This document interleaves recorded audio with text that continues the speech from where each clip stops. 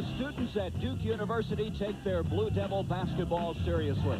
They've been camping out since last Wednesday, day and night, waiting to get into the game against Carolina. Occasionally, some studying does take place, but not in the library.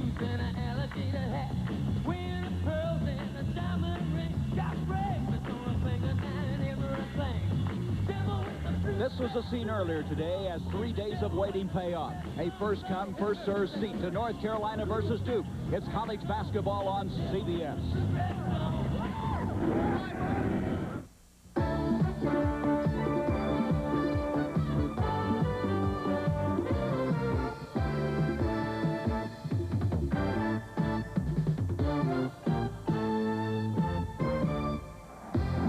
This is Cameron Indoor Stadium on the campus of Duke University, one of the toughest road games in the country. A place where the Blue Devils have won 22 in a row. And today, the second-ranked team of the country, North Carolina, comes to Durham as two schools 8 miles apart renew one of America's best rivalries. And we are located high above in the rafters in Cameron, a slice of America. Welcome to the Duke North Carolina game. Hi, everybody. I'm Gary Bender. This is the first of our doubleheader. Coming up next, many of you will see Georgetown against Pittsburgh, and then some of you will see the defending national champions Louisville going against Wyoming. With me is Billy Factor. And Billy, two teams with 10-game winning streaks. And, you know, it's amazing to me when you come to a collision course like this. Dean Smith's all concerned. I'm scoring 95 points a game, but he says that Duke defense is tough. It is tough, Gary. It's man-to-man in principle. They have Tommy Amaker that can take your point guard out of the offense, which is very helpful. And this may be a more athletic Duke team than the one that went to the Final Four last year. Well, that Duke team lost 4 starters. A lot of people thought they would struggle, but they come on very well. Now, Mike Krzyzewski said, I'm not sure we're ready for this type of game. Well, they played well against all types of competition early. But this is a special ball game, a major conference test for them. Although last year they scrimmaged against the Dawkins and the Allery, it's not the same thing to put it on the line for a major game. Only time's going to tell today. Well, there's some craziness here, but it should be quite a basketball game. From the ACC, Duke, North Carolina, coming up. CBS Sports presents college basketball. Today's game between North Carolina and Duke is sponsored by the Heartbeat of America. Today's Chevrolet. Stroh's and Stroh's Light. Now you're talking good times, and Stroh's is spoken here. And by Mr. Goodrich. No one knows your GM car better than Mr. Goodrich. No one. The muffler shop, the transmission shop, the tune-up shop. None of them has this total cost. Yesterday, Duke University announced their new head football coach, and there he is, Steve Spurrier, the former Heisman Trophy winner and a former offensive coordinator at Duke. He signed a 4-year contract to coach Duke. Now let's check the starting lineup. First, we're going to take a look at North Carolina. Hunter, a Durham native, starting in his senior year. Joe Wolf has been out 2 weeks with a back problem. Dave Popson, the 6'10" senior forward. Kenny Smith, he'll push the ball up the floor for Dean Smith's club. And Jeff Lebo, who's deadly from that three-point line. Danny Ferry at 6'10", a sophomore. He's become a primetime player. Billy King, their defensive specialist at 6'6". This is a surprise, man. Smith at 6'7" has come out of nowhere to be the starting center. Amaker, the consummate point guard. And Kevin Strickland out 2 games with a sore shoulder, back in, and we're ready to go. Both teams carry a 10-game winning streak coming in here. Duke 11-1. North Carolina 12-1, ranked second in the country. This is Kevin Strickland, who's their leading scorer, but as we mentioned, missed the last 2 games into Smith. And John Smith has been fouled. The foul will go on Dave Popson. Gary, Smith is an inch smaller than Billis, who played center for Duke last year. He doesn't have the bulk, but he is a much, much better athlete. Quick off his feet, strong hands. And it's incredible to think he could make such quick strides compared to last year's play. There's an out-of-bounds play that Duke runs all the time, looking for the screen inside. Billy King picks it off to Ferry. Ferry cross-court to Strickland. Lebo will pick him up. Duke's a team that likes to go for the three-point play, so they'll throw cross-court. And there's that quickness. There's Ferry. He's leading the team in assists, who got the ball into John Smith. And Smith gives Duke a 2-0 lead. Curtis Hunter, who played high school basketball in Durham, off to Joe Wolf. Wolf has had the back spasms. Lebo, baseline Hunter, and it'll be knocked away, and it's going to be North Carolina's basketball. Very about as good a matchup defensively as you'll see in college basketball. Amaker on Smith, which is a great matchup in itself, and then Billy King, the great swing man, who's now guarding Lebo. He lost him for a second. Thompson driving in. He ties it up. Dave Thompson played the best of his career. This is senior year out of Ashley, Pennsylvania. Here's Amaker, the only returning starter. This man started the first 21 games last year for Duke and then came off the bench as the sixth man on the stretch drive. Billy King. King, not a great pure shooter, but a good athlete inside. And this is what North Carolina has had a tendency to do so far this year, is to throw the ball away. But what it does, it creates up-tempo. And if you're going to run, you are going to make some turnovers. This year, thus far, Billy, Mike Krzyzewski's crew has forced an average of 23 turnovers a game. That's a phenomenal figure. Now, Carolina this year has 205 turnovers so far in the year. It's not like a normal Carolina team, but they do push that ball up the floor. Ferry, a wild pass intended for Smith. That'll turn it over and give it back to the Tar Heels. Danny Ferry has excellent fundamentals, played at DeMatha. Of course, his father is the GM of the Bullets. That time he didn't have his feet planted and threw a bad pass. And earlier, of course, with the outstanding pass for the assist. There's a steal attempt by King.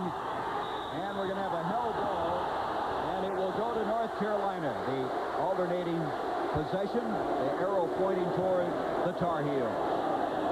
Jeff Lebo is not used to having a man of Billy King's athletic ability or size guarding him.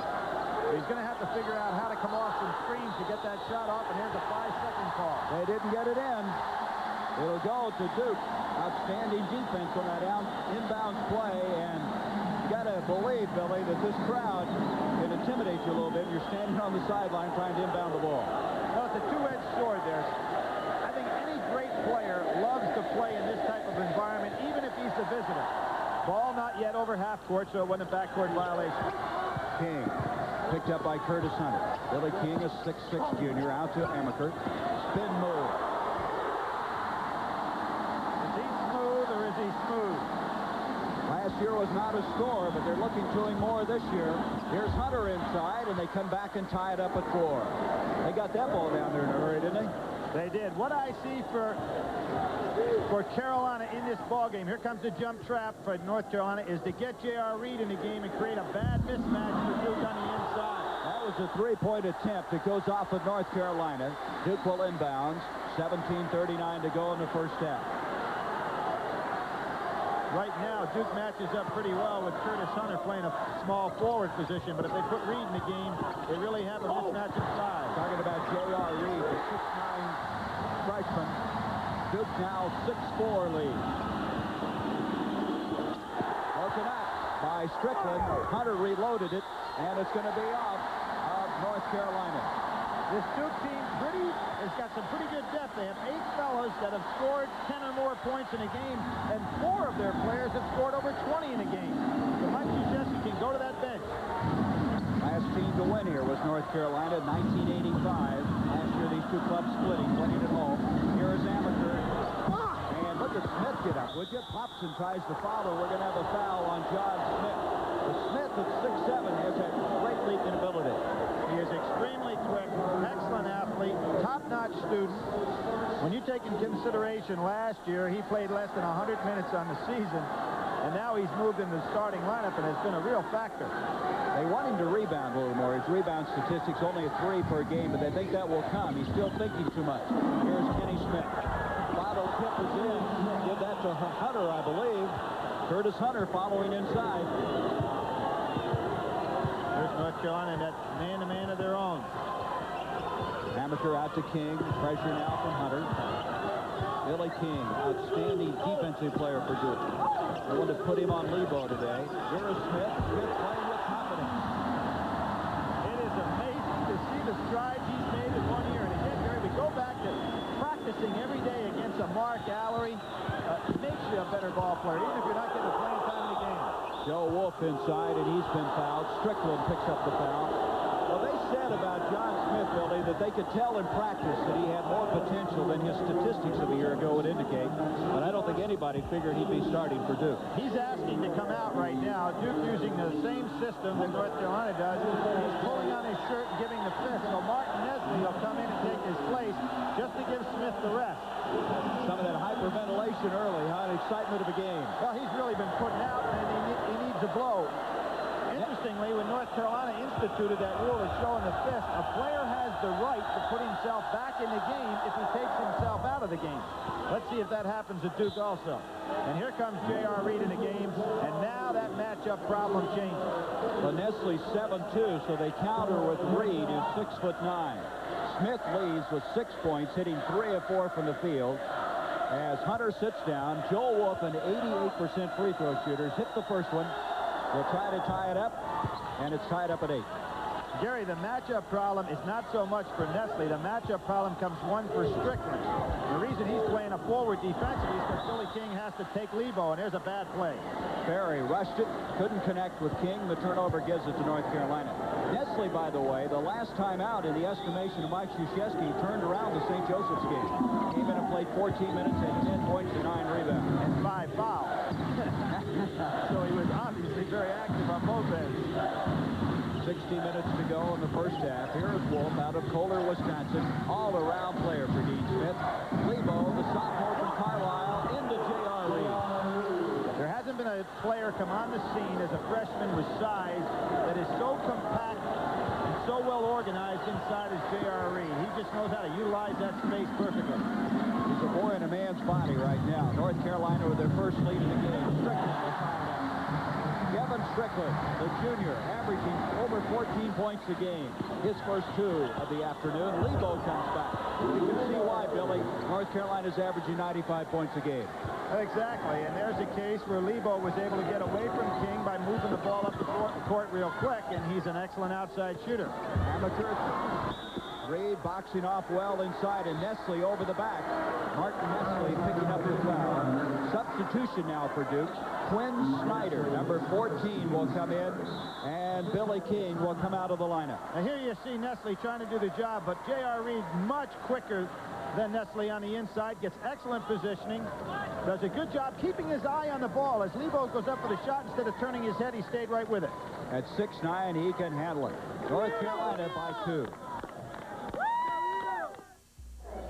All right, the week's over. Yeah. You're going to see a situation in the motion offense where Carolina's Curtis Hunter gets caught in a mismatch with Smith on the inside. He's going to get caught right here defensively. Ferry can go over the top for an easy play. There he is. He's caught. He tries to go over the top. Ferry can go right over the top. Curtis Hunter not used to low post defense. Smith out of the lineup right now after scoring 6 of Duke's points. Right now, North Carolina by 2 as we come back in. And there's the steal by Nestle. Out it comes to amateur to Kevin Strickland. And it's even again. Both these teams can get the ball up the floor. That's the 5th tie already in the early going. J.R. Reed out of Virginia Beach, Virginia. Tries to follow his own shot. Instead, Strickland comes up with it. That's the palm of the ball by Strickland. He got away with it right in front of Dean Smith, who's up off the bench wanting to talk about it. Barry looking inside, and Nestle goes in. A foul on Scott Williams, who's just checked in. Williams, a 6'10" freshman. Clemson remaining unbeaten, one of 5 unbeaten teams starting today, Billy. Well, Wake Forest took Georgia Tech to the wire and lost a close one, and they had an opportunity to hit a 3-point play to win it in regulation. Tied it with a tip-in, and Clemson is a team that is not overrated, Gary. They're making a move towards the top 10. Boy, they're 13-0, and you are looking at their schedule. They could roll through the rest of their games for a while and really mount that record up. Clemson with Cliff Ellis as their coach. Here's Danny Ferry. Ferry now has hit his last 13 free throws in a row. Now, those are the unbeaten teams. At Club DePaul, Dallas Comegys a year ago really struggling, now playing as good as anybody in the country. UNLV, by the way, they'll be on CBS next week from Norman against the University of Oklahoma. Boy, Curtis Hunter got away with traveling. Well, they've evened it up now, Billy. You said at the other end, Strickland should have a call. Here's Anselmo Smith. Good overplay by Snyder. Number 33, picked up by Quinn Snyder. Good back door Hunter normally playing guard defensively, having to shift up in this game and not in a good position defensively to overplay against Hunter. It's even at 14. Nestle inside at 7-2 and rejected by J.R.E. That showed you some timing on that one. Really needed one step and go for the dunk there. More aggressive, did not pay for it. Strickland will kick it back out to Tommy Amaker. Amaker is only 1 of 4 in shooting thus far. Nestle gets it out. This will be a three-point attempt. Rebound Snyder. He can get up. Outstanding leaper. The sophomore baseline to Ferry. And Duke can't buy a basket right now. Williams on the rebound. And Kenny Smith is fouled by Danny Ferry. That was a frustration foul. Yes, it was. Excellent pass, though, to get the ball cross-court to Danny Ferry. Duke uses that cross-court pass as well as anybody I've seen this year in basketball. That's why they're so successful shooting the three-pointer, because they go right over the defense and have the wide-open three-point play on the other side. Changes now. Ferry comes out, coming in as a freshman by the name of Robert Brickey, number 21, out of Fayetteville, North Carolina, the North Carolina High School Player of the Year. Here's Popson is back in. Rebound. King boxed off. He saves it off to Brickey. Brickey has excellent hands. Another real good athlete. He has huge hands, Billy. Here is Amaker. Now, for people who saw Duke play during the Dawkins years, they probably wonder who Tommy Amaker is, because he never looked for his shot like he is today. Amaker now with 4. Danny Smith off to J.R. Reed. Both teams substituting liberally here in the early going of this game. Kenny Smith. Nestle fighting for it, and Brickey stepped on the baseline. It'll be North Carolina's ball. Does that show you something about his hands? Nestle, 7'2", weighs 260, and Brickey just took the ball right away from him. Smith will check back in now. Nestle will check out. Smith was the guy that got him going earlier, hitting 3 of his first 4 shots. He's giving up a lot of height against Popson. He's going to get posted up inside. Smith out to Joe Wolf. Well, they've missed this guy's all-around play. He's one of the leaders on this team, the senior. And it goes baseline. Rancino Smith tipped up. Popson over the back. They're going to wave it off. Offensive interference. Oh, he's saying he touched that ball in the hoop. Offensive interference. The basket will not count. This was a walk coming on the inside by Rancino Smith. He gets by with it. Let's see if that ball was in the cylinder. Awful close. But Popson has a big advantage now. He's got about 5 inches on Brickey. Brickey driving in. Oh! He gives Duke a 4-point lead. Remember, he's just a freshman, and he's come on and played so well, and Mike Krzyzewski just continues to reload here at Duke. Wolf outside to Lebo. Lebo trying to shake Amaker. Inside to Wolf, a foul. We have a foul on Quinn Snyder reaching in. Trying to help. The pace of this game is really frantic. Well, it's like the whole atmosphere, though, Billy. You come in here and it's frantic the minute you step into Cameron. The students, I think, precipitate a lot of that, and it's got to affect you when you're on the floor. You played here. You know what it's like. It really is a great environment for basketball. Gary, I was talking about those three-point plays. Both of these teams like to use the three-pointer. Carolina so far this year taken 102 three-pointers, and Duke 140. Mike Krzyzewski said we would have used the three-point range shot whether they had instituted the rule or not, because he believes in it in his offense. Joe Wolf now with 3 points. Kind of an unrated, spectacular player for this North Carolina team. Brickey comes down with it. 18-15 in favor of Duke. Inside, 12 minutes left in the first half. And straight man-to-man. J.R. Reed trying to play a little one-man zone in there against Smith. That was Popson hanging on to Brickey, so Dave Popson picks up the foul. That will be his 2nd foul. 3rd team foul against North Carolina. 11:42 to go. What an atmosphere. What a game.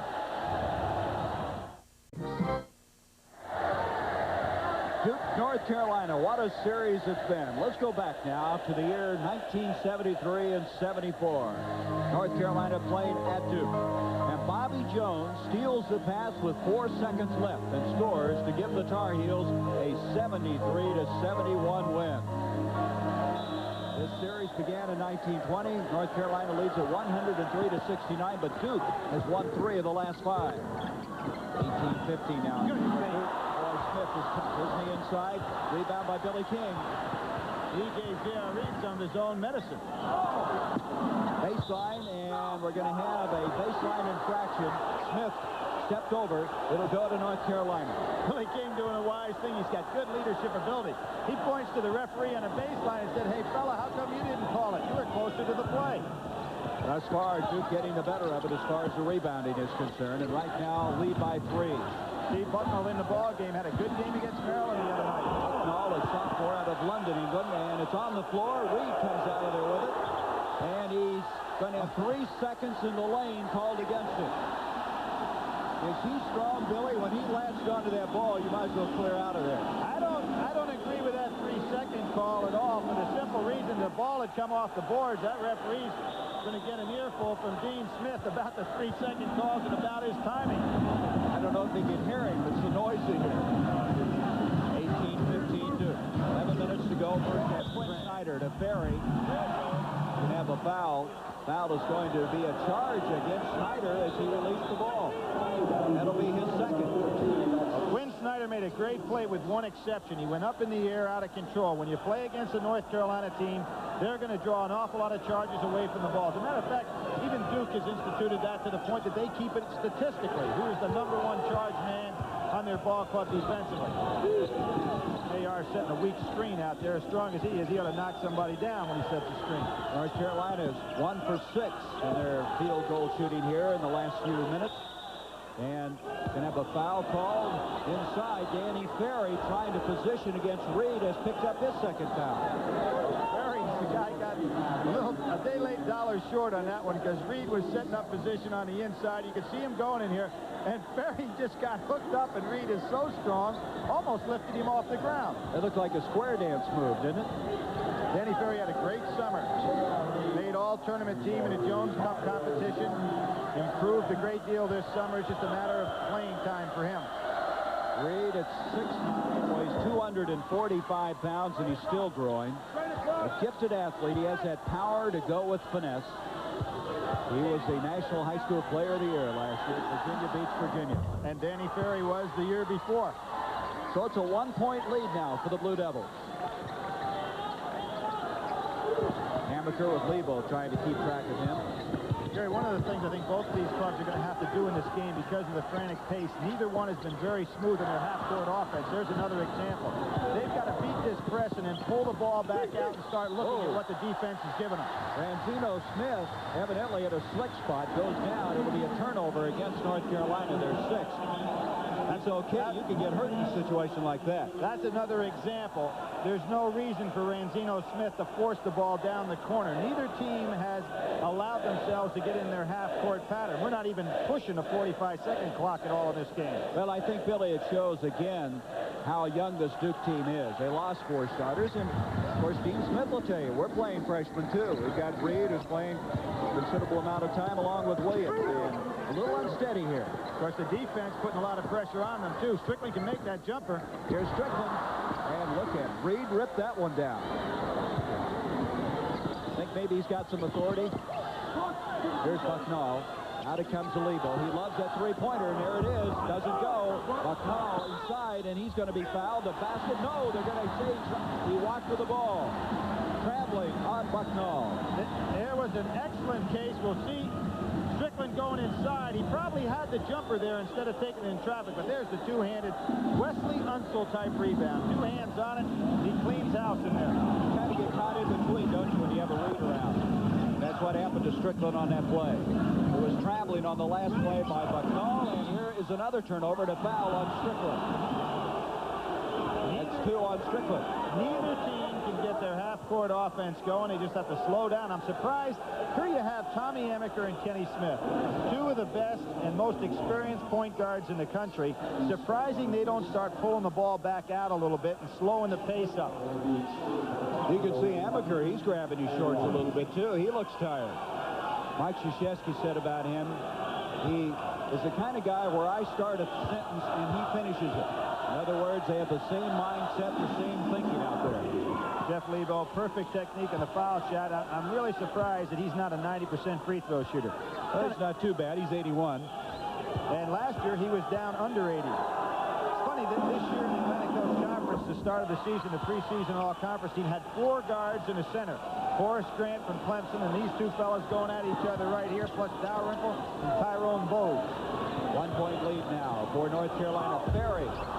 Nestle, good position, stripped to the ball. It'll be Duke's basketball. We're at one of the most amazing places you'll ever watch a college basketball game. Cameron Indoor Stadium on the campus of Duke University. An ACC battle between two clubs with 10-game winning streaks. North Carolina and Duke. 9:26 to go in the first half. I'm Gary Bender along with Billy Packer. And Lebo has been fouled. That foul is going to go on Lebo. And Duke now at the 9:26 mark with a chance to go ahead as they'll inbounds on the far side. They trail by 1. Both teams physically ought to be good shape the second half because of the substitution pattern. That's not going to be a problem. The team that's going to win this game is the first one that's going to get a half-court offense going. Here's Amaker. Tough shot, and he nailed it. The lead goes to Duke. Amaker with 6. Tommy Amaker, a starter on the team that won the World Championship this summer. You know, he and Kenny Smith were roommates over in Spain when they won that World Cup. Now playing against each other. Here is J.R. Reed. Nestle doesn't hang on.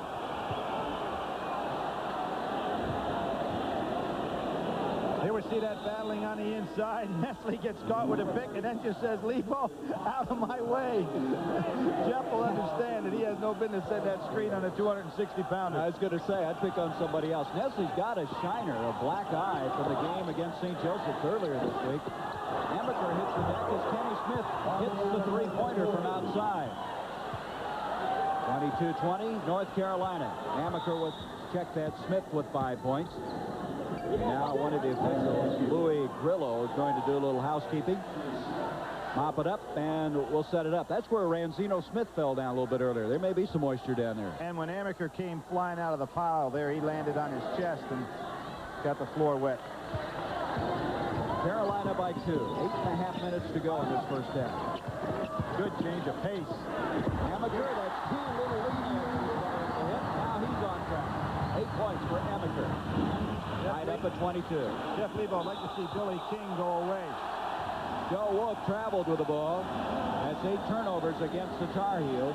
Quinn Snyder will come back in. Strickland will check out. Smith comes in, and Ferry will lead for the Duke Blue Devils.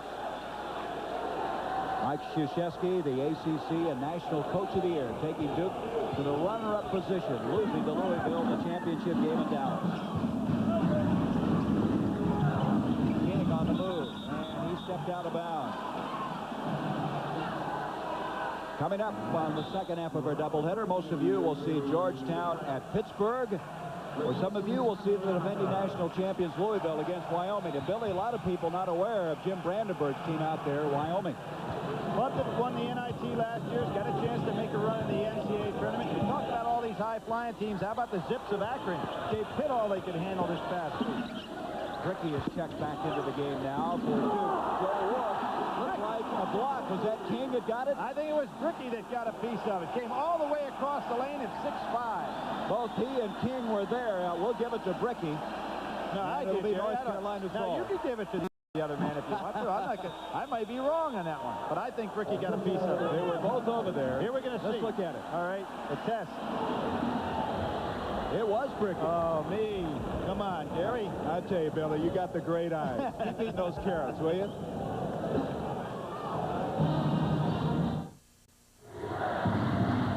Billy, there's been a lot of controversy about the three-point shot, but the ACC used to even have it in closer in 82 and 83. In 82, 83, for those who have better eyes than you, Gary, they wouldn't have to draw this line, but for those that can't see, this was the line.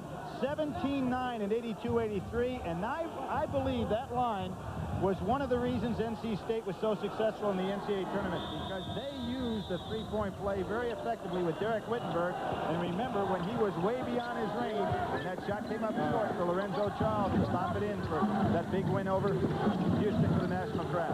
Remember Terry Gannon shooting range, and here's Joe Wolf with a left-hand jump hook. And Wolf gives Carolina a 2-point lead. He has 5 points in the game.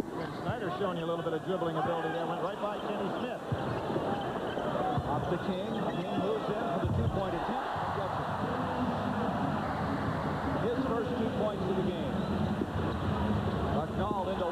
Wolf is hit in the eye, and we're going to have a foul. A late whistle that time. Boy, it looked like John Smith came across and made a good defensive play. Dean Smith is really working up a frenzy here. Smith with his second foul. Wolf, coming back off of that back problem, took a pretty good shot, but I'm with you, Billy. I thought it was one of those no harm, no foul. Well, it's warm in here. Well, you know, he used to be accused back in the old Carolina Carmichael Auditorium of turning the heat up. I believe Duke's turning the tables on him a little bit. Remember what Billy Tubbs did to Georgia Tech a few years ago? You think when Vegas comes out to Oklahoma next week that he won't have that gym up at about 200 degrees? Like a sauna down. Here is Wolf hitting the free throw, giving Carolina the 1-point lead. J.R. Reed will come back into the game. Dave Hobson will exit. 7:21 to go in this first half. Fast-paced game.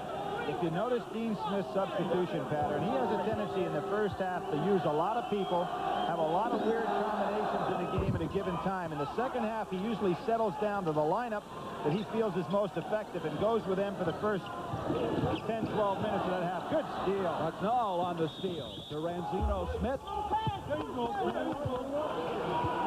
It's going to be a foul. It's going to go on Quinn Snyder. That'll be his third, so he's in foul difficulty with still over 7 minutes to go in this first half. Snyder had started the last 2 games for Duke, had a career high of 19 points, then came back with a 17-point game, waiting for Kevin Strickland to return. That's a foul that really helped Duke because Carolina had an easy 2-point layup. North Carolina, who has just been superb in free throw shooting. They've led the ACC the last 4 years. Now 9 of 10 for the day. That's one thing, Billy. When you watch Dean Smith, as you see now coming into the ball game, Abdelnabi, Ala Abdelnabi, a freshman at 6'10" who comes in. The thing about Dean Smith, they really work on the free throw shooting. And that's the reason they're so effective. Abdelnabi was the leading player in the state of New Jersey last year. Incredible stats, 28 points a game, about 14 rebounds, 9 block shots a game.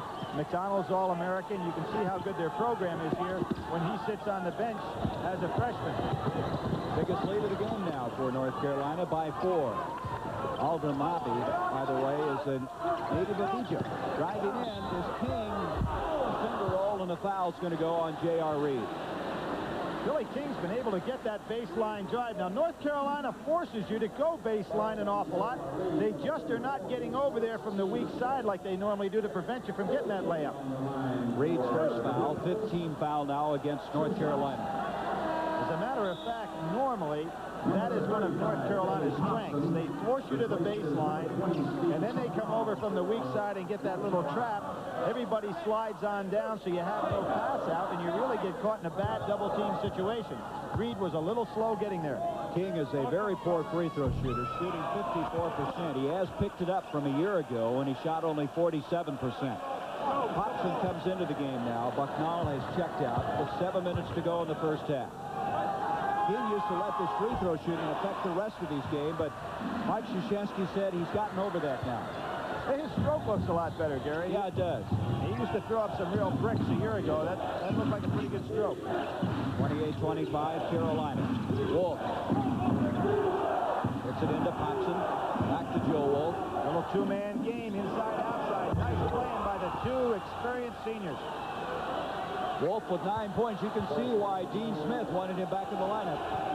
This is the toughest lineup for the matchup problems for Duke because they have 6'10", 6'10", 6'10" across that front line. Danny Ferry goes up against Wolf. Reed rips it out of there. Up to Kenny Smith.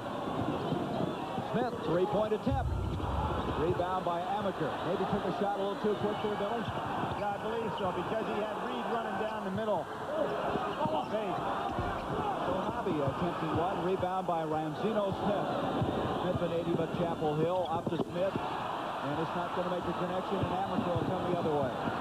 Gary, to make the point again, neither team settling down in their half-court offense. Reed with the rejection, pops it on the retrieve. And when you do this, you have a very bad chance to get good offensive rebounds. Here we see it again.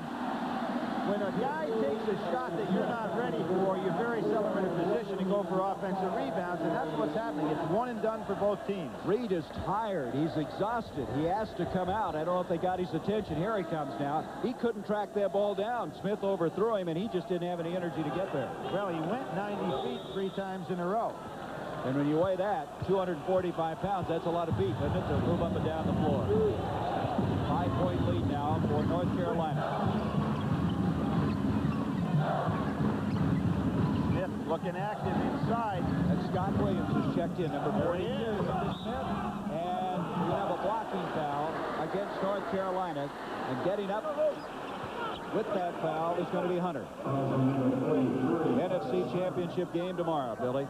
The question is, can the Giants, for the third time this year, defeat the Washington Redskins? Now, I asked you a week ago who you liked. Have you thought about it in a week's time, who you were going to pick in this game? Now, you know why? I want the Giants to win. You know why? No. I want to see Mayor Koch make that decision as to whether or not they have the Ticker Tape Parade. One of the toughest political decisions of all time. So my reasons are weird, but they are interesting. I tell you what, you're not weird, Billy. Just interesting. Smith at the line. Now, Smith got inside, Billy. That's what they were doing effectively at the start of the game. Let's go back to that, maybe. Are you ever in Hohokus, New Jersey? I heard they're going to have the parade. Where is that? Hohokus, New Jersey. Not familiar with that one. 3-point lead. 3-point attempt by Smith. Popson on the follow. Dave Popson has improved with that half hook of his. He's up to about 225 now, started out in college at 185, so he's really worked to put himself in position to be an outstanding collegiate player. Playing the best of his career. Playing smarter in the estimation of Dean Smith. There's the scramble defense by North Carolina. 2 men jumping, 3 men playing back in a little zone. Ferry, an excellent passer. Bricky inside, and I'll tell you, Bricky, an aggressive catch, but couldn't get the ball to go down as Scott Williams has the rebound. That pass really wasn't for Bricky, but he actually stole it from a teammate. Here's Scott Williams out of Heights, California, and he commits the foul over the back. Williams was the guy that UCLA wanted so badly, and when he ended up going to North Carolina, Walt Hazzard, the coach of the Bruins, threatened to cancel the series with North Carolina. He was so upset that he lost this prospect. I think Walt was just talking there. He enjoys putting it on the line. I admire him for putting his team on the line this year. He came east, played against 2 teams that everybody now recognizes as being really tough, particularly when he had to go down and play McGonigal Hall against Temple, and then went back out, and it probably hurt him in the Pac-10 because he took those 2 losses, went all the way across the country, lost to Washington State and Washington.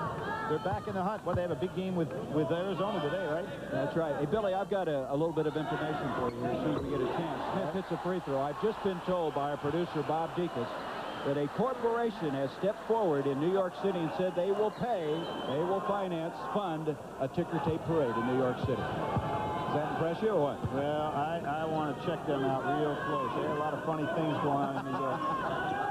Mayor must have got to somebody. Smith hits them both. He has 10 points.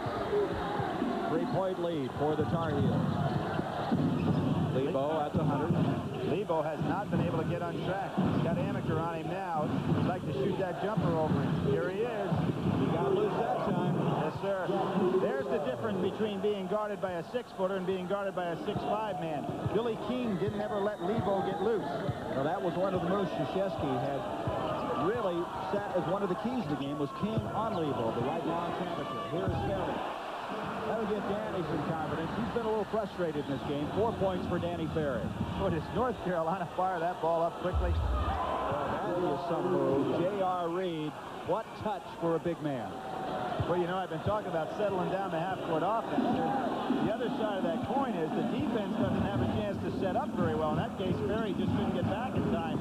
J.R. Reed, good defense by Reed. Two-pointer. Rebound, Popson, and there's Popson again, being effective. That time on the defensive board. Hunter. Bricky blocked it. Hunter reloads it. He's fouled by Strickland. Again, it shows you Bricky, his ability to convert back on defense. Got the block, but then the foul on Strickland. There's Jeff Lebo with the perfect hit-ahead pass, 2-handed pass, and Bricky came from nowhere. Super athlete. Had a game in high school, state championship game, where he just dominated Charles Shackelford's team from Kinston and winning the state championship. So we can see now why he was voted the best player in the state of North Carolina a year ago. That foul on Strickland with his third.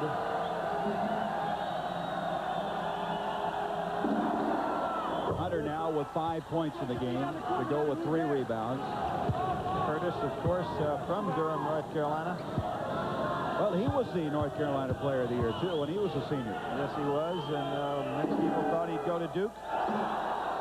But there was more opportunity to play at the time, but he chose to go 8 miles down the road. Well, he's been hurt a lot. It certainly hindered his progress, but now starting, and this is senior year. 37-31 in favor of Carolina. 3:17 to go in the first half. Trying to get loose. He didn't come to meet the ball. Good defense by Hunter on that play. 9 turnovers against Duke. There's JR, and look at, he wants that position. I think Ferry was lucky on that play. He made the contact initially, and JR's Powers just brushed him aside. That's 2 fouls on Reed. Earlier, you remember, Ferry had a similar play and a foul called on him. Now we're going to see JR's got position. There's Ferry. Oh. Ferry's coming over and creating the problem. Then JR's strength just moved him aside. JR will learn in time just to fall down. You know, fake a few of those. He's just so strong. You'll have to fake it as big as he is.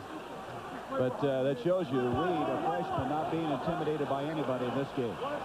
Foul on JR is second. At the line now is a 1-and-1. It's Ferry. Ferry came into this game. He had hit his last 12 free throws in a row. He had his first 19 of the year. And for the season, shooting 89% from the line. You know his dad, Bob Ferry, probably spent a few hours with him on that free throw line. There's JR, another one of those unsold rebounds. 37-32 Carolina. Williams inside, and he is fouled. Scott Williams, a lot of people, Billy, think he could be a very similar player to Brad Daugherty, kind of physically built the same way. I think he's a better athlete than Brad Daugherty. John Thompson really was impressed with him at the National Sports Festival and felt that he was as impressive a young big player that he had seen, and really, you know what John's looking at those young guys for that Olympic team. He may progress well enough to be in that position. We'll just have to see. He has not had the playing time so far to show that he's of that caliber. Many people felt he was the best prospect on the West Coast. He misses both free throws, however. 5-point lead now for Carolina. Inside 3 minutes to go in the first half. Great crossover dribble by Tommy Amaker. There's JR. Reed, and half of it is claimed by Ferry, and it will go to Duke on the alternating hell ball rule. We're going to have a break. 2:43 to go. Typical ACC basketball with North Carolina leading.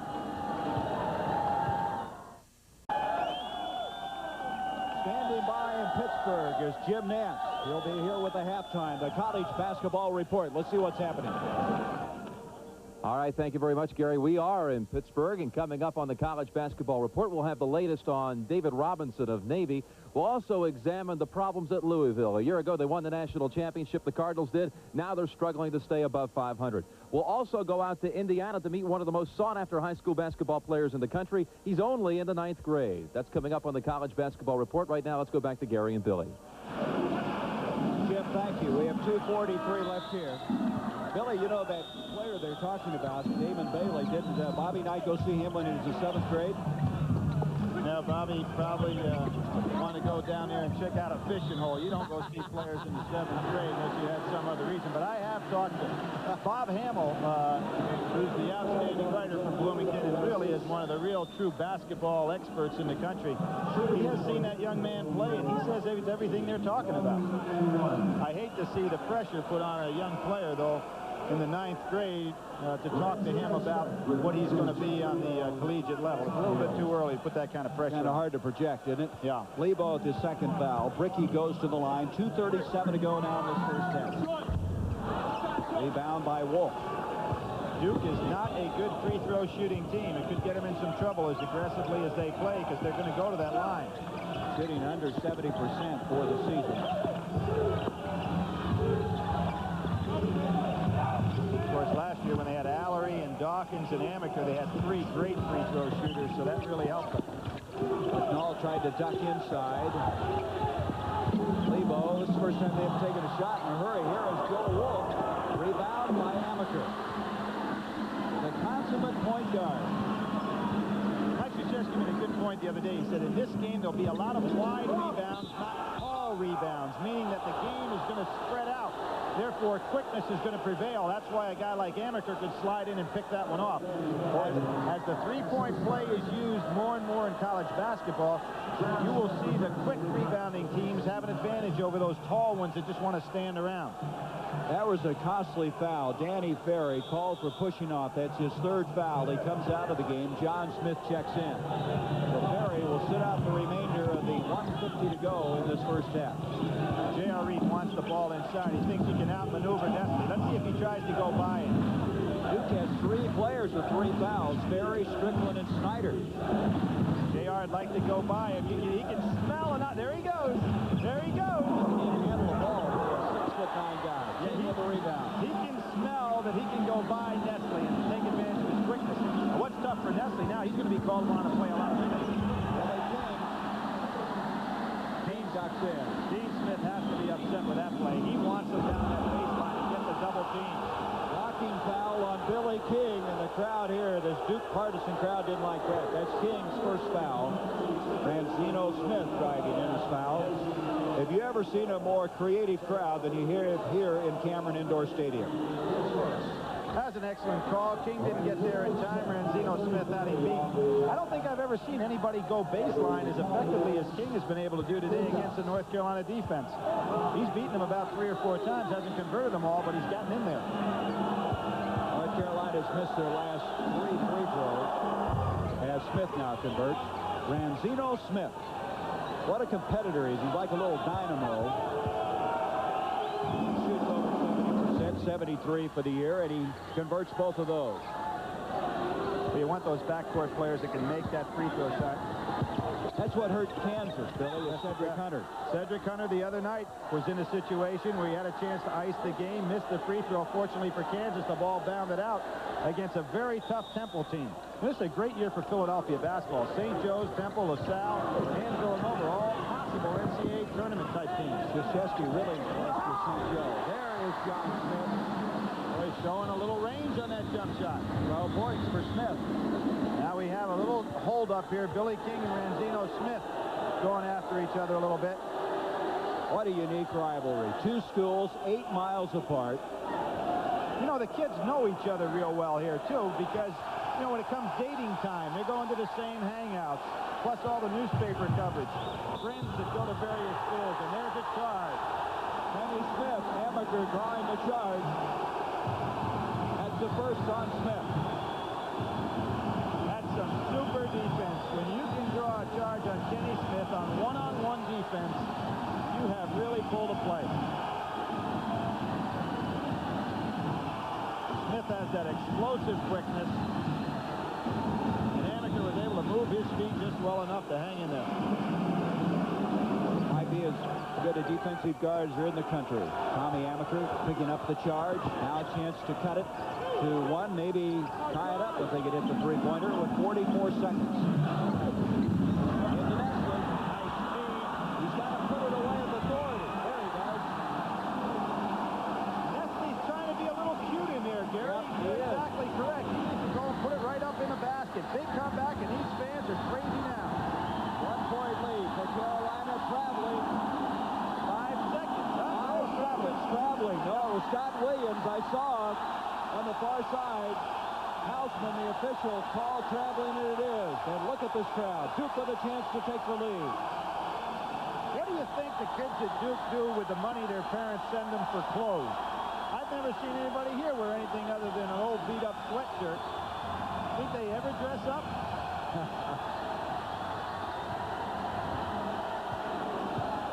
You see the time left in the first half. Duke with a chance to take the halftime lead. Scott Williams on Amaker. They ought to try to get Amaker the ball because he can take Williams. They have to make something happen now. 3, 2, 1. They need to shoot it, and they didn't get a shot off. They did not get a shot off. That's why they wanted the ball in Amaker's hands, Gary. And so we've come to the end of the first half. North Carolina 39, Duke 38. Coming up next, the college basketball report with Jim Nance standing by in Pittsburgh with the latest news on David Robinson, and also look at what's wrong with Louisville after this message and a word from your local station. This is KTVQ Billings, the news station. CBS Sports presents college basketball. Today's game is sponsored by Michelob Light, superb taste and less filling beer. The U.S. Army, a place to be all you can be. And by Mitsubishi Motors. Experience the sensation of the full line of new cars and trucks from Mitsubishi. Halfway point, North Carolina leading Duke 39-38. We've talked about the uniqueness of the Cameron Indoor Stadium. Creative they are.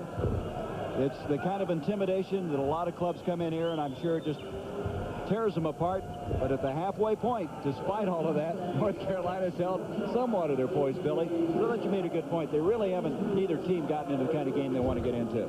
Well, they both pushed the ball up the floor very rapidly, and therefore they're going to get some easy shots. But neither team has been able to go ahead and vary that by pushing it up. If you don't have it, bring it back out, get into some semblance of a half-court offense. And my prediction is the team that can do that first in this ball game is the team that'll get that 6 to 8 point run in which they get control of the ball game. What about field goal percentages? What do these figures show you? They're very equal, obviously.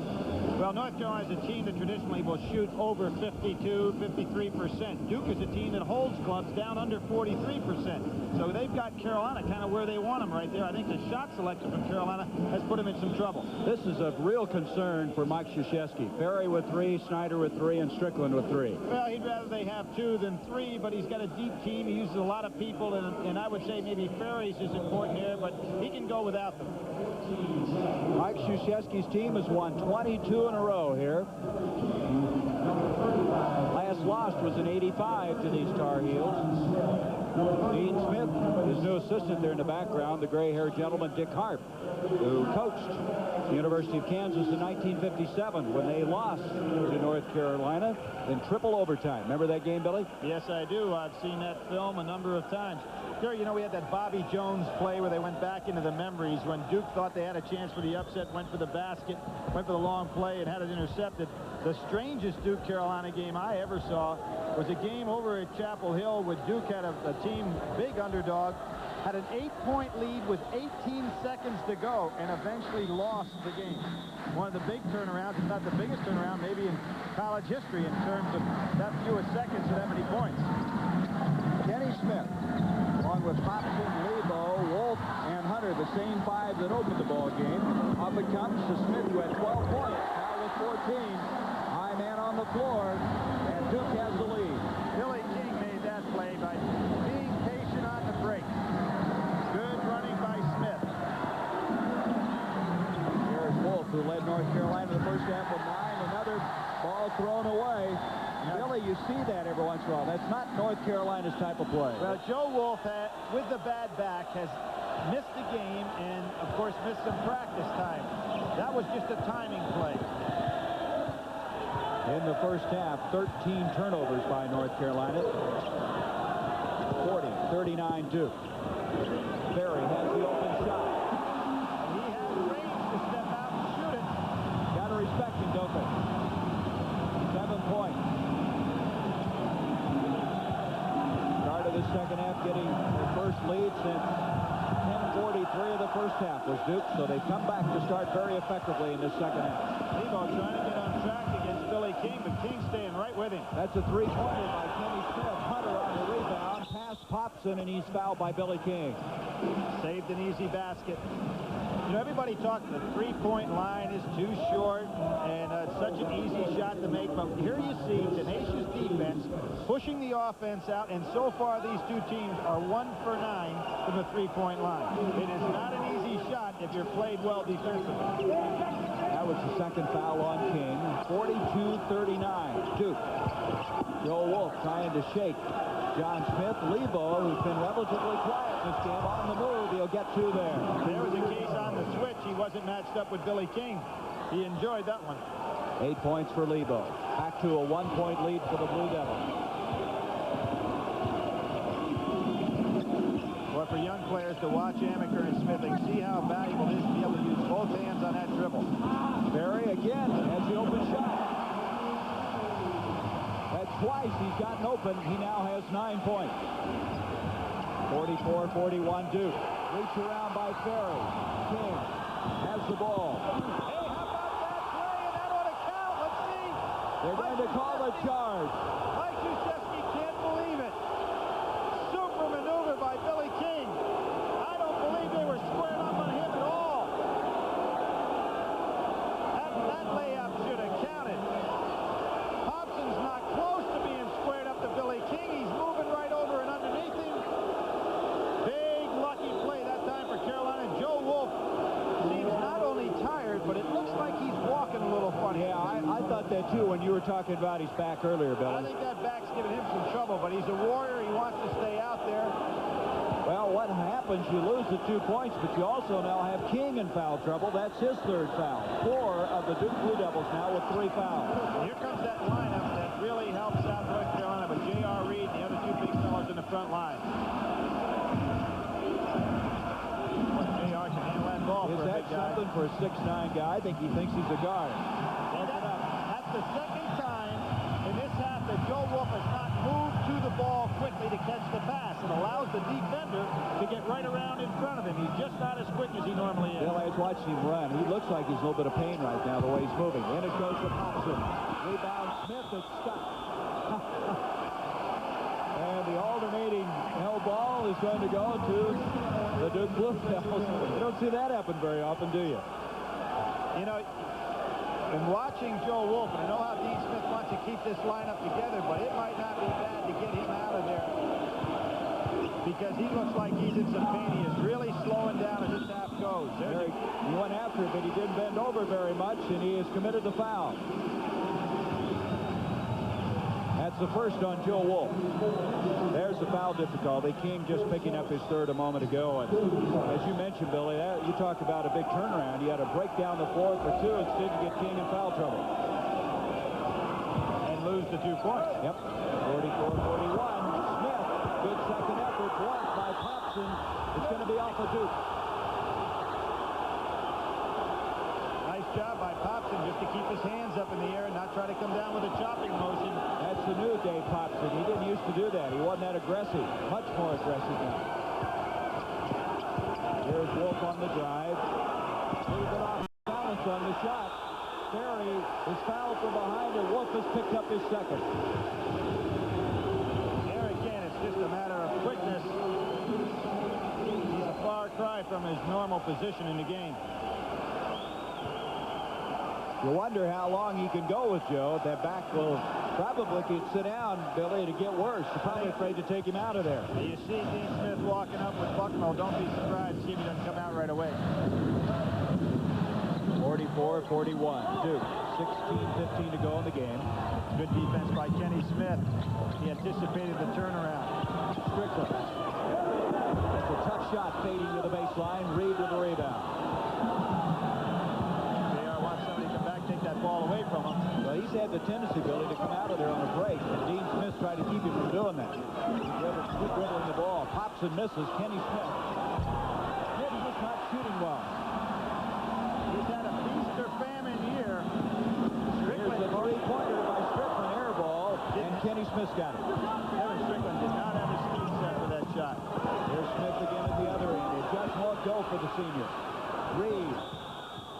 And he's fouled. Well, Gary, although we're talking about outstanding college players, I don't care how good you are, if you're not going to set your feet and square up to that basket, that jumper is not going to have a good touch. And that's what's happening right now. There's Joe Wolf coming out of the ball game. So Steve Alford last week, who probably is fundamentally as sound a shooter as you could ever want to be, he was squaring up against Ohio State going down the stretch. And in one play in particular I can remember where he was in a deep corner shooting against his body, but his feet were so solid. And that's what we're not seeing right now by some of these shooters. You can see how Carolina is struggling from the field. 1 of 7 in the second half. 2 free throws for Reed. Gary, do you know where JR was the night of the national championship between Louisville and Duke last year? Figure he was at home watching a TV set. He said he didn't watch the game. He was at a birthday party. Kind of unusual. That is unusual. That cut it to 1. Reed hitting both, makes it 44-43 Duke. A little pressure now by North Carolina. Hammaker, baseline Nestle. He's fouled by Lebo. third foul on Lebo. You can see the black eye on the left eye of Nestle from the St. Joe's game if you get a close-up of it. Gary, you pointed out very well early in the game that Martin Nestle was taking the ball up soft, and there's another example of that. He's got to concentrate when he gets in that tight to use those 260 pounds to take the defender with him. He has 2 points, 3 rebounds as it comes to the line, and here comes Ricky back in. Strickland will come out. Martin Nessie out of Whitehall, Ohio. He was a prep All-American there. They call him the human truck stop. He's so big, and he got it. He's shooting this year only 62% from the line. He's under a dietitian's care to keep that weight down, and that's what brought on injuries, in the opinion of Mike Krzyzewski. 2-point lead for Duke.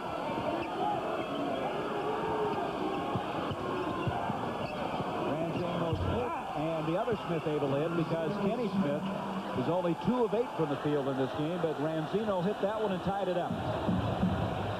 Here's Ranzino trying to force Amaker to go baseline to get some help down there. We have our 10th tie of this game. Good defense by Lebo. Billy King in traffic. Out to Amaker.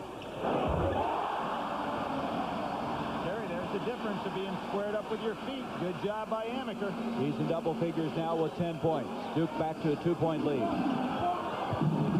But no, he traveled with it. I believe he came to a pretty good jump stop on that play. 17 turnovers by North Carolina. Duke at home, leading by 2.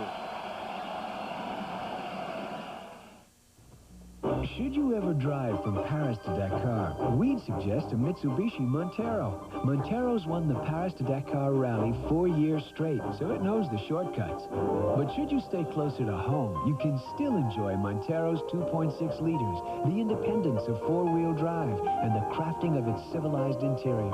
Because you don't need a road rally to enjoy Montero, just an impulsive imagination. Mitsubishi. Madeline Kahn on Having It All. What is this fascination we have with having it all? Haven't you ever wanted it all? Just a tiny bit.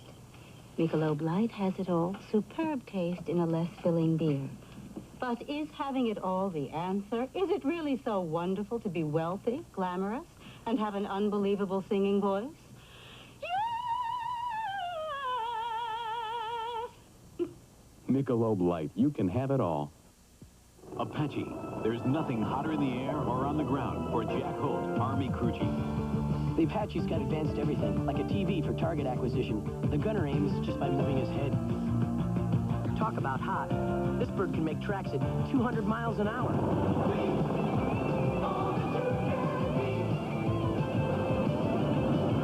Now that's cool. No, that's hot.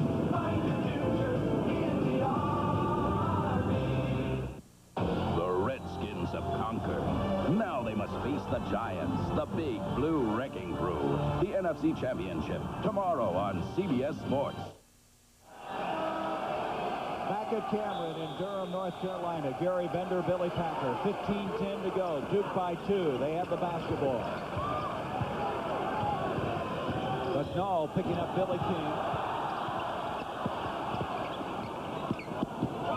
Barry with good defensive pressure from Dave Popson.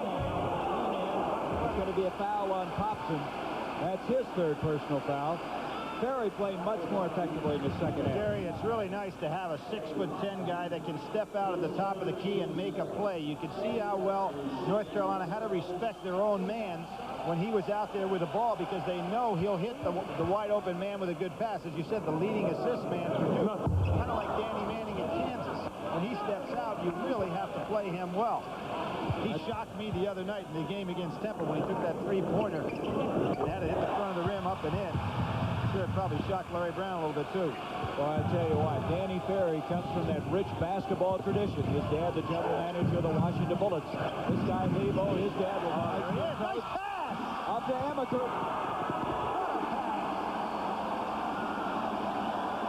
Big-time play. 5-point lead now by the Blue Devils. lead of the game for Duke. Yeah, Kenny Smith has got to get back in this lineup for North Carolina now. They seem to be a little rattled.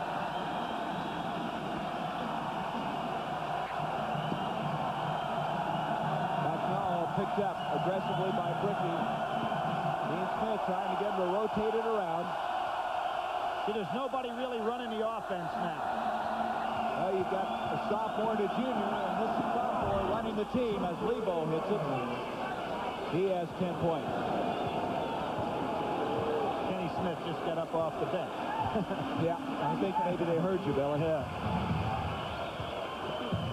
Duke by 3. Barry playing a lot more confidence in the second half.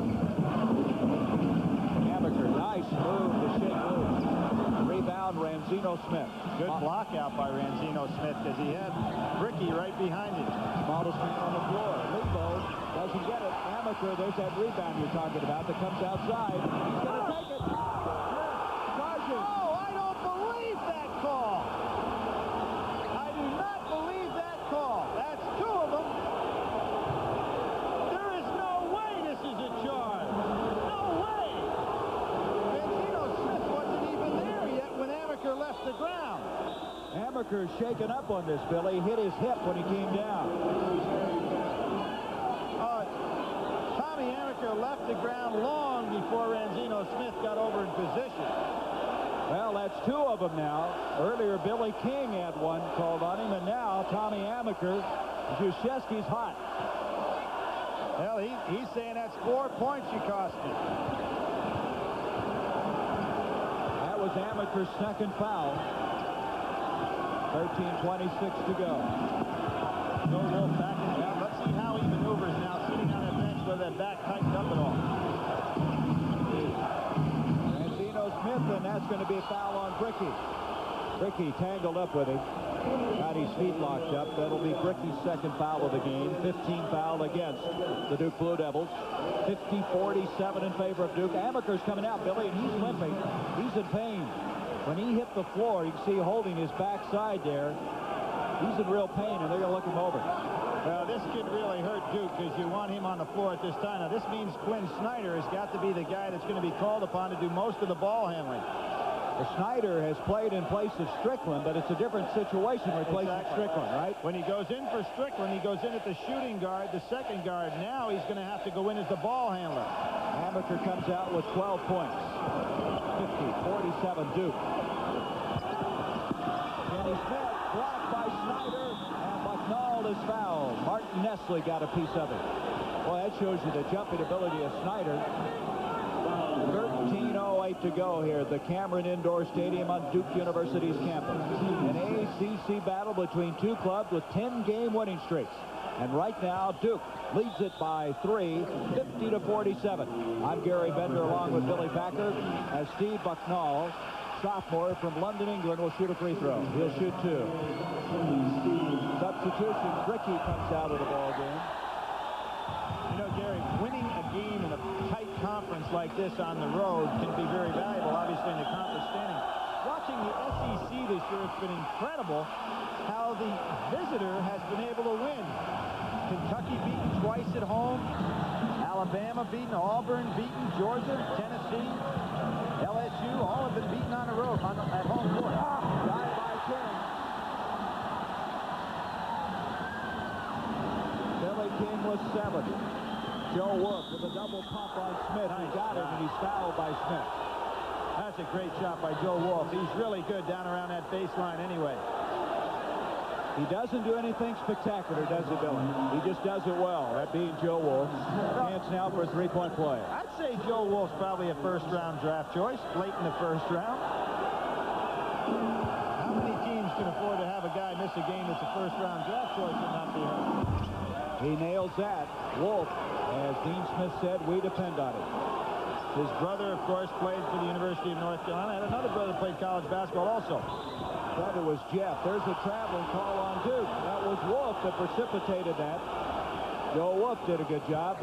Near the conclusion of today's CBS Sports NCAA basketball broadcast, Billy Packer and I will be selecting a Chevrolet Most Valuable Player of the Game from each team. And Chevrolet donates a $1,000 scholarship to the General Scholarship Fund of each school.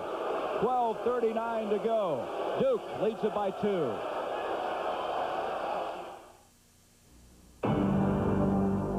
Hey, what's happening here? This guy checking me out? Or my Volkswagen? Guess he wants to see what this new Golf GT can do. All right, mystery man. Let me show you how I go from here to Mother's without missing a beat.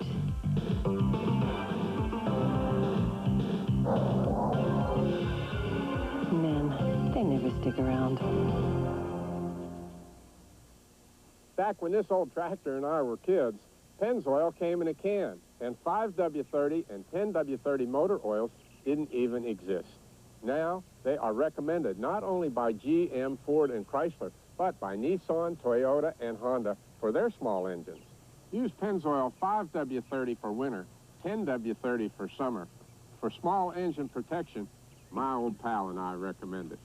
Pennzoil, the standard of protection since 1889. Who says you can't have old world taste and a new world waste? Old world aging and the new world's youthful spirit. Europe's finest hops in America's finest light beer. Michelob Light, old world quality from Anheuser-Busch. Michelob Light, the best of both worlds. Michelob Light, oh yes you can have it all.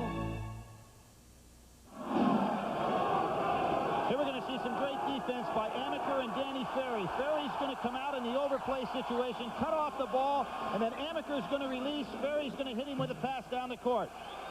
All right, we come back with 12:39 to go. North Carolina inbound. Granzino Smith, Wolf, J.R. Reed, Kenny Smith, who is 2 of 9 from the field, missed his last 5 shots is in the game, along with Bucknall.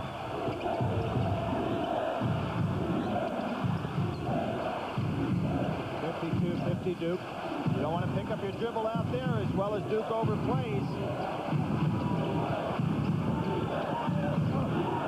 Again, picking up the dribble will cost you a lot of problems. Gino Smith into Joe Wolf.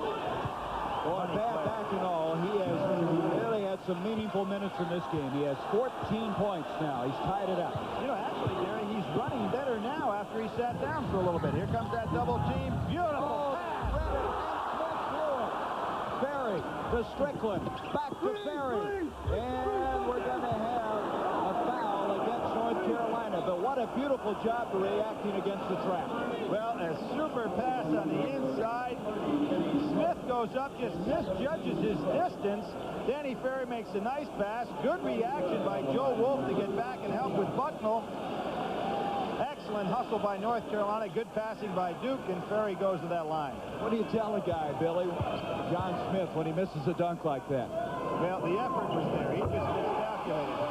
Coaches get upset if effort is not involved with the play. You can't fault a guy who makes a play if he really is trying as hard as Smith was. Good point. Well, they get one of the two. It's a 1-point lead for Duke. Kenny Smith committed that last foul, his second. Steal by King. There's the defensive specialist for the Blue Devils. Ferry, drop step out to Strickland, 3-pointer. Excellent positioning with his feet, and again, Duke, who likes to use that three-point play going cross-court.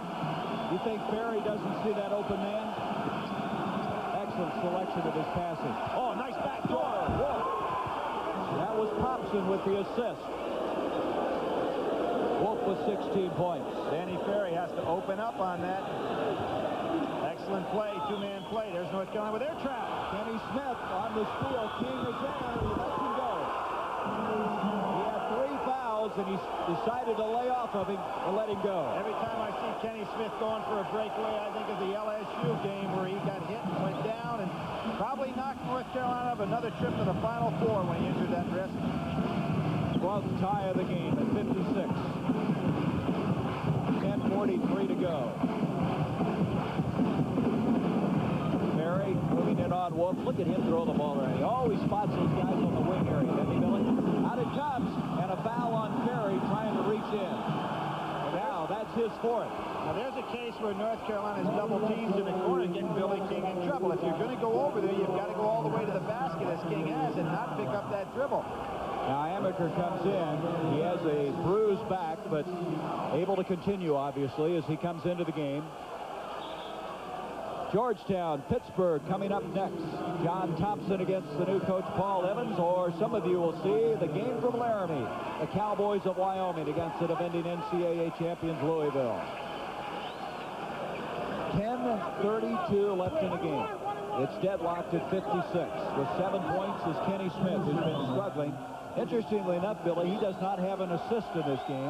Which is really interesting because both Kenny Smith and Tommy Amaker have over 600 assists in their career. Only two other guys in the history of this league, Phil Ford and Sidney Lowe, have over 600 assists. Duke thinking he traveled with the ball. No whistle. Curtis Hunter on the rebound. He'll reload it. Out it comes to Kenny Smith. Here's Scott Williams, who's checked in. There are going to be some sore bodies when this game's over, boy. Non-contact sport, right? Curtis Hunter changed his shot. Ricky was there, and a follow inside by Scott Williams. Well, that's getting some help for the bench, isn't it? North Carolina by 2. Good overplay by Lebo. Almost picked that one off.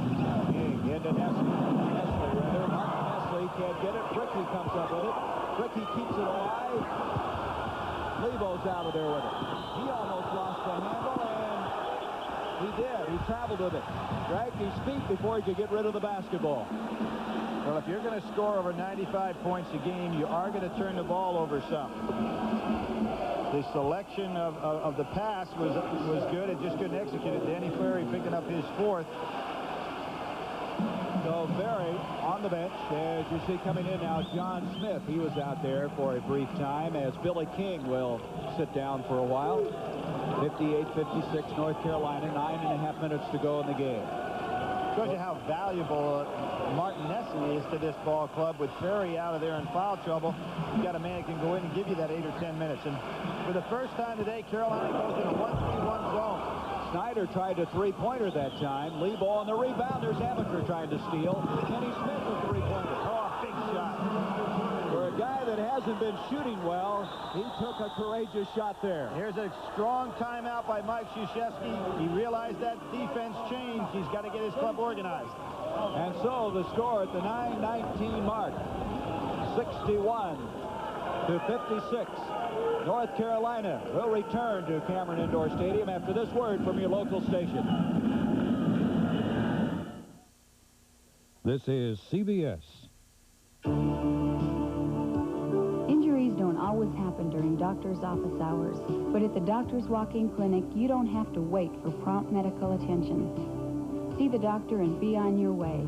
For sports or on-the-job injuries, colds and flu, blood sugar, cholesterol, pregnancy tests, or x-rays, whether you walk in like this or like this. Remember the Doctor's Walk-In Clinic, open till 8, 7 days a week. Conveniently located medical care when you need it. You've got a lot going for you at Salover Honda today. Our first Honda hatchback sale. Save over $1,000 on selected new 1987 Honda hatchbacks. Save on Accord, Civic, CRX. And check out all the Hondas on our lot today. The largest selection in Salover Honda's history. Lease it, buy it, save today at Salover Honda's hatchback sale. Honda, #1 in customer satisfaction. Salover Honda, downtown Billings, 1830 4th Avenue North. CBS Sports presents college basketball. Today's game is sponsored by Quaker State Motor Oil. When car-carrying people reach for the best, they reach for Quaker State Motor Oil. The 1987 German-engineered Volkswagens and your Volkswagen dealers. And by Atra Plus from Gillette, the essence of shaving. North Carolina with 9 unanswered points. Now with a 61-56 lead at the 9:19 mark. Some pressure now by the Tar Heels as Quinn Snyder will bring it up. You notice, Gary, Duke set up in the same kind of out-of-bounds play as if they were going in the other direction that time, knowing they're going to face North Carolina's press. Amaker misses. Martin Nestle is fouled by Scott Williams. That's the third foul on Scott Williams. Nestle doing the job in there for the couple of minutes he's asked to play. It's not pretty, is it, Billy, but it can be fairly effective. Well, he's a big body. He takes up a lot of room. And he has been pretty effective going to the foul line in recent games. Williams sits down. J.R. Reed comes in. Williams with the third foul. Nestle at the line. 3 points, 1 of 2 from the stripe thus far. Boy, that three-point play, remember that one, Billy. That could have been a big, big point. A big play basket in this basketball game. Well, we've had 2 situations where they've taken the ball the length of the court. Got called for charging. When it went in there, they would have also been on the line. Yep. 61-57. Less than 9 to go now.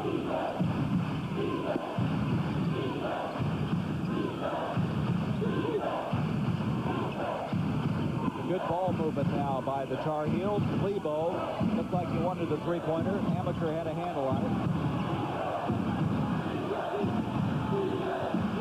See, there's still 20 seconds to go in the 45-second shot clock. No reason to rush. Hobson missed the follow, and Nestle comes out of there. Big rebound for Duke. Boy, they missed a golden opportunity on that follow by Popson inside. Oh, great defense by Kenny Smith. Pushed off by Amaker. John Smith, I don't think he expected that pass, but he got it. The reason I don't think he expected it, I don't think it was thrown to him. He kind of intercepted it. Smith with 16. 2-point lead now for the Tar Heels. Thompson, John Smith, the basket will count. Smith picks up the foul, his fourth. Now coming in is Strickland along with King. Coming out will be Bricky and Snyder for Duke. Also now, Ferry will come back in, playing with 4 fouls. At the 7:59 mark, John Smith will leave because he has 4 fouls. For all the players bending over, grabbing their pants that are out on this court right now, they are whipped. The defensive intensity of this game, going man-to-man, head-to-head against a quick athlete, taking a lot out of both teams. And it's hot here, and, of course, the enthusiasm surrounding him here in Cameron. Pat Popson completes the three-point play. He goes out now, and Joe Wolf replaces him. Big three-point play. Won by Smith and now by Popson. 64-59, the Tar Heels.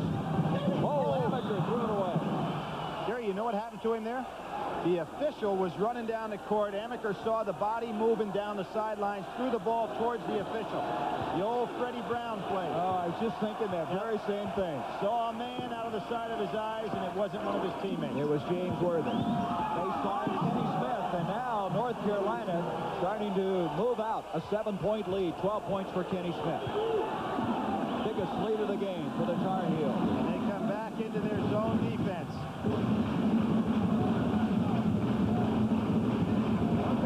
Open up some opportunities for three-point shots. There it is. Strickland. That's one of the disadvantages to go in zone now with a three-point play. Gives a guy like Strickland, Amaker, all of which are pretty good three-point play opportunities. People, Quinn Snyder, if he gets in the ballgame. Well, his catch-up possibilities are heightened, aren't they, those three-pointers? Sure. 4-point lead now by North Carolina. Less than 7 to go in the game. Lebo. Kenny Smith from 3. Rebound. 2-on-2 fast break. Amaker and Smith. Amaker, he got it.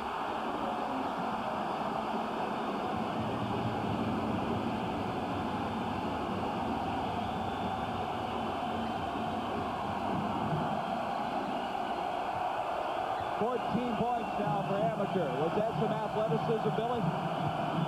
J.R. Reed. Too hard. Duke with a chance to tie it. That's a good shot by J.R. He had a good offensive move. Just didn't go for it. And North Carolina, sensing that zone not working, they go back to their man-to-man. 66-64. And Strickland is fouled by Jeff Lebo. Lebo having a hard time matching up with Strickland. That's 4 now on Jeff Lebo. Dean Smith probably going to have to go with Ranzino Smith in that case. Here comes Ranzino Smith. Popson also coming in. Hunter will lead. You mentioned Ranzino for the other Smith, Kenny. That surprises me. I thought that Kenny Smith would be staying in and Lebo with the 4 fouls would come out. Two shots now. Kenny Smith on a pretty good run there. Strickland can tie it up from the line.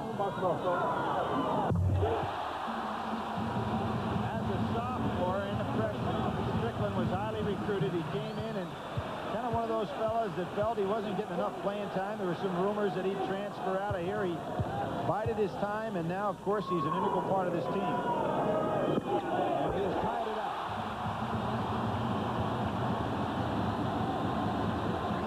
Duke now with 7 unanswered points. They've come back to tie it. Critical thing here is to make sure you have good shot selection. Rebound partially blocked. Smith on the rebound. And you want to get everybody in your offense, not try to do it one-on-one. That North Carolina 7-point lead evaporated, didn't it? It's deadlocked now. And it started with that three-pointer with Strickland. That's smart. Billy King pulls it back out, get into the offense. Don't take bad shots the rest of the way. 5:37 left in the game. Amateur with Lebo. He'll try a three-pointer. Reed with the rebound. JR is both powerful and quick. Did he get out there? Some combination to get out there and grab that one. Lebo getting up to Joe Wolf, and Wolf with ice water. Shot that one through. 18 points for the veteran. 68-66 North Carolina. Kind of surprised Lebo was able to penetrate that easily. Maybe some tired people out there can't stop it. Well, Kenny Smith getting that little rest right now. The D. Smith wants him in there for that last 3-minute push. Mary with Wolf a hand in the face. That's not the shot that Duke wants. That was a tough shot. Wolf looks very tired as he goes back offensively.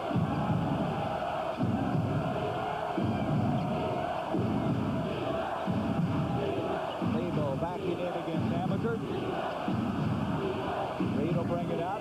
4.5 minutes to go. Baseline Wolf. Beautiful passing by North Carolina. That's where that experience really pays off. Wolf is down the stretch.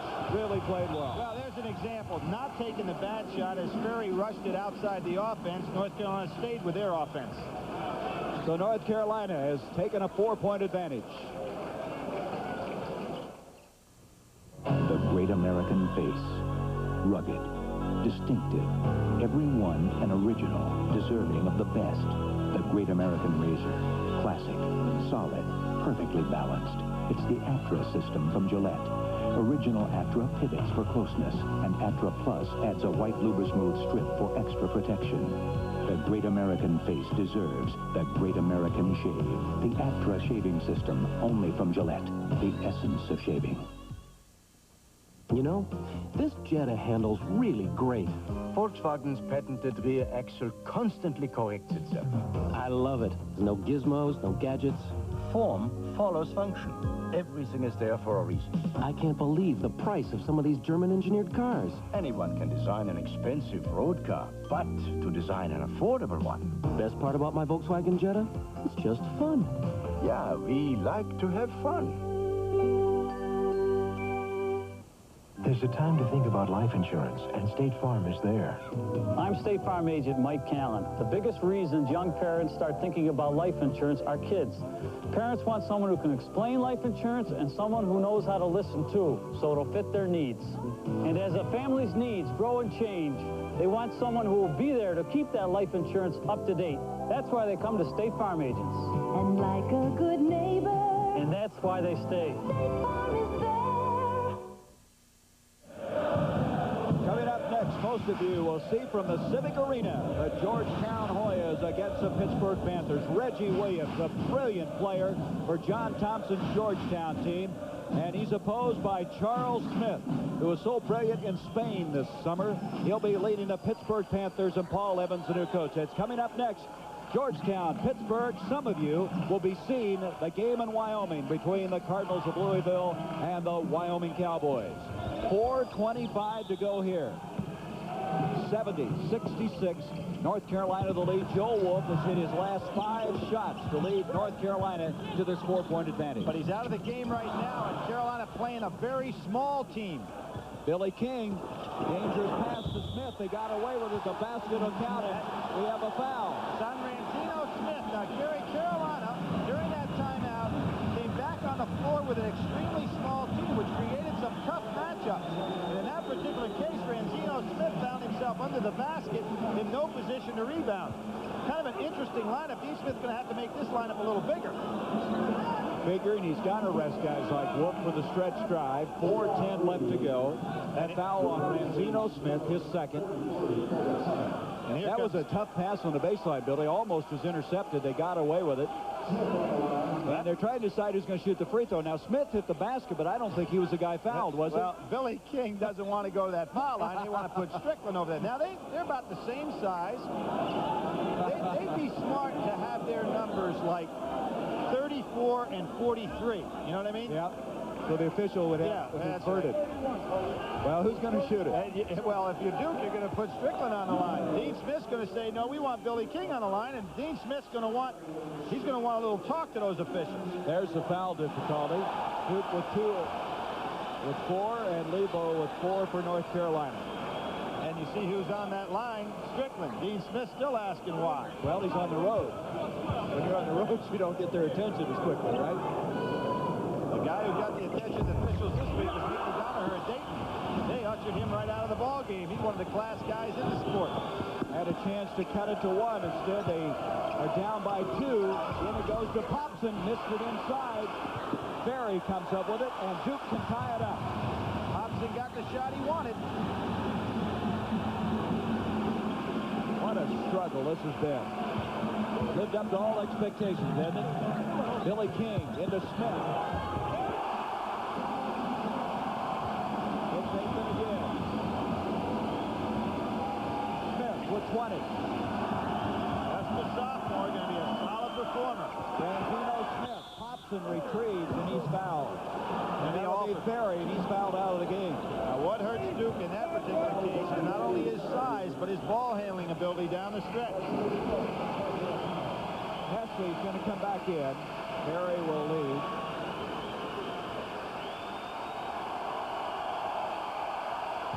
Well, you talk about traditions. We mentioned Danny Ferry going to DeMatha. DeMatha presently leads all high schools with guys that are alumnus from that school playing in the ACC. They've got Ferry, they've got Benny Bolton and Quentin Jackson over at NC State. Steve Hood, who's that outstanding freshman player at the University of Maryland. Morgan Wooten, the coach there. And that's one of the reasons I think Ferry is so fundamentally sound and passes so well, is his influence in high school. 2 shots now for Popson.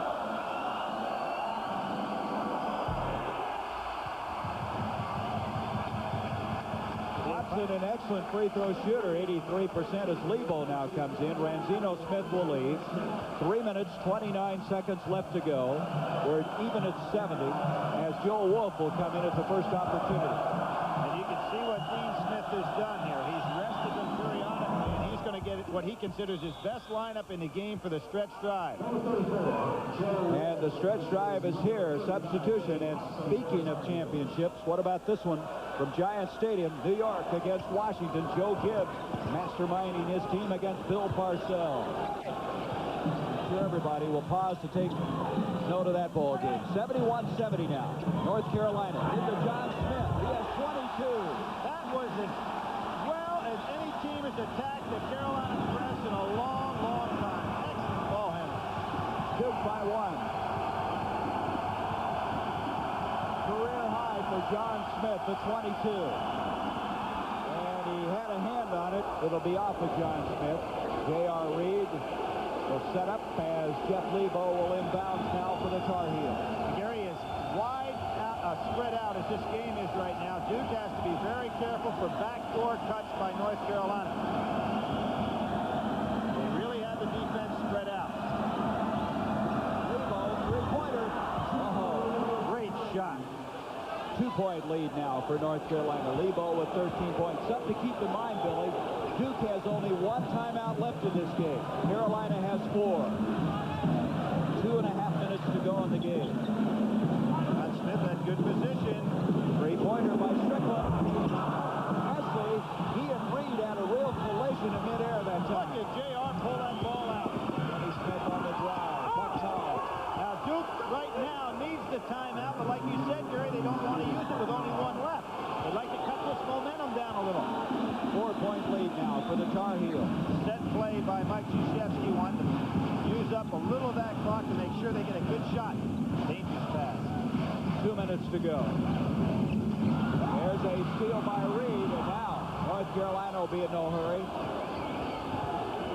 4-point lead with 1:50 to go. Think they might go that four corners? That is just a total motion offense with nobody in the low post looking for some backdoor cuts. There's Kenny Smith, kicks it back out. Lebo to Reed. JR's been very patient with that ball. Doesn't make a lot of mistakes. You see the time left on the screen. 4-point lead for North Carolina. Smith to Wolf. We're down to 8 seconds. Yep, 7. It's 6. Wolf tries one, and a big rebound by Reed. And he's fouled. What strength!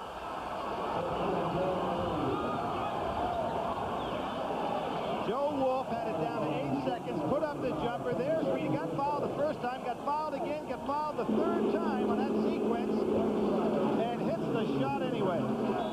Billy King committing a foul, his 4th.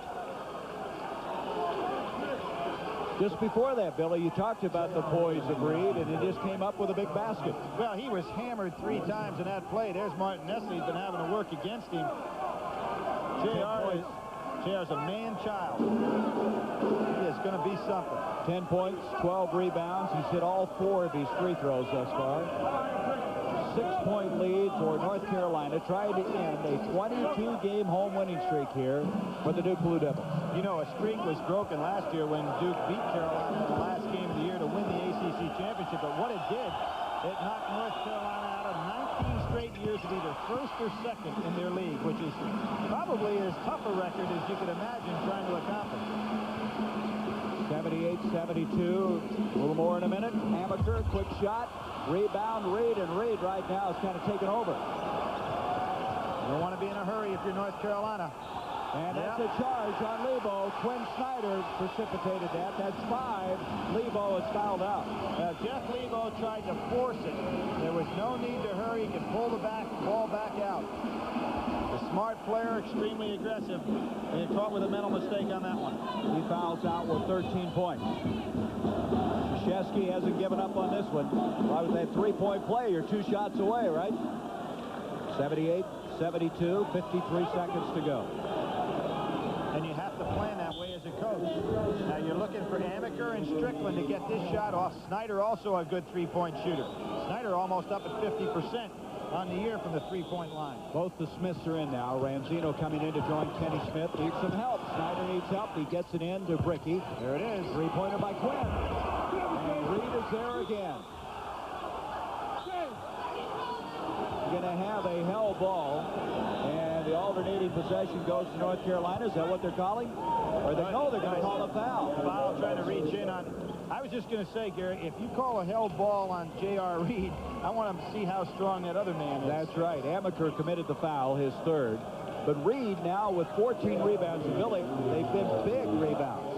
Down the stretch, he's taken over both the offensive and defensive ends.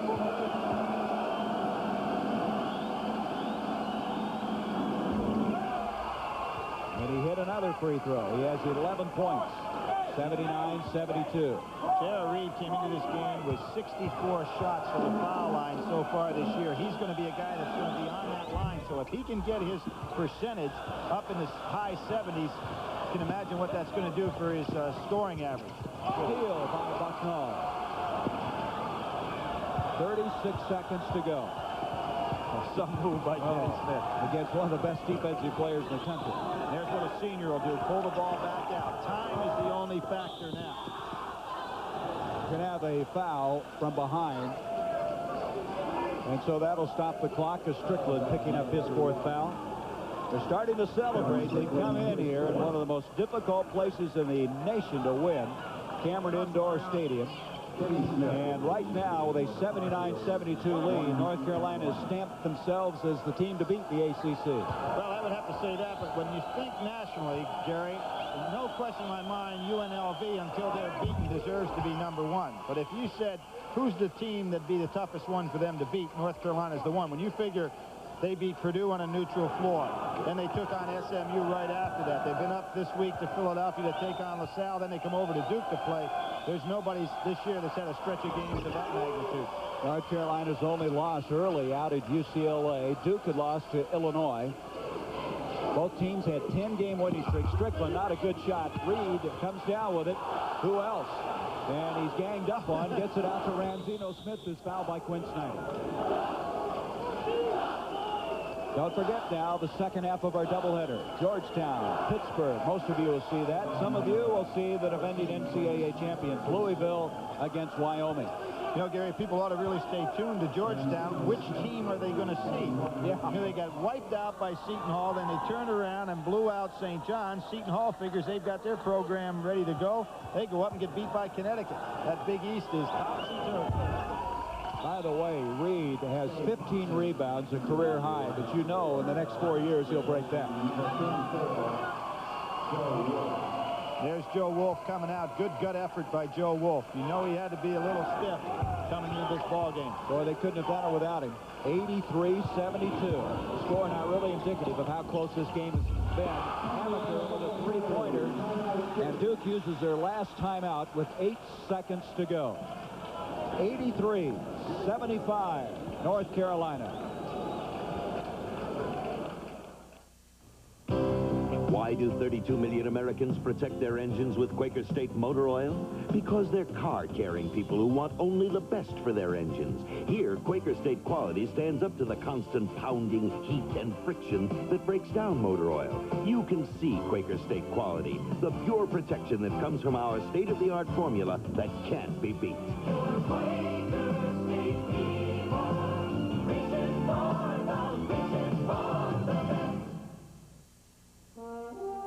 There's no place on earth that I'd rather be than out in the open where it's all plain to see. If it's gonna get done, it's up to you and to me. Come on and head for the mountains of Bush. Head for the mountains of Bush. Here. You know something? The way it runs and feels and everything?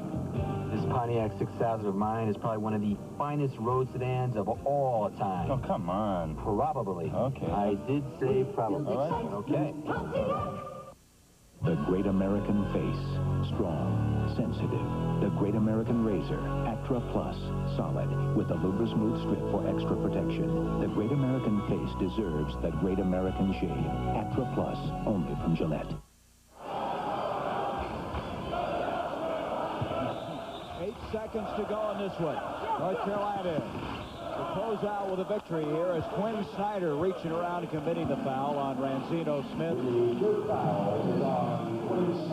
And Chevrolet most valuable players of the game are J.R. Reed, University of North Carolina, who had 11 points and 15 rebounds, and Tommy Amaker of Duke, 17 points and 2 assists, and a check in the amount of $1,000 will be donated to each college's general scholarship fund to further assist qualified students in all chosen academic fields. It was a tough pick for North Carolina. We gave it to Reed. I thought Joe Wolf had a great game, Billy. 20 points, hit his last 5 field goals. But with a slim margin of victory, we gave it to J.R. Reed. By the way, Quinn Snyder just fouled out on that last play. There he is, sitting down. One of the finest players ever to come out of the state of Washington, a sophomore who had led him in scoring the last 2 games.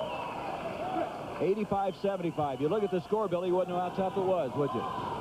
Strickland. It wasn't a 10-point game at all. There you see a nice shot by Amaker. Excellent contest. 85-77 the final. As Duke's 22-game home winning streak has come to an end. Second-ranked North Carolina wins it.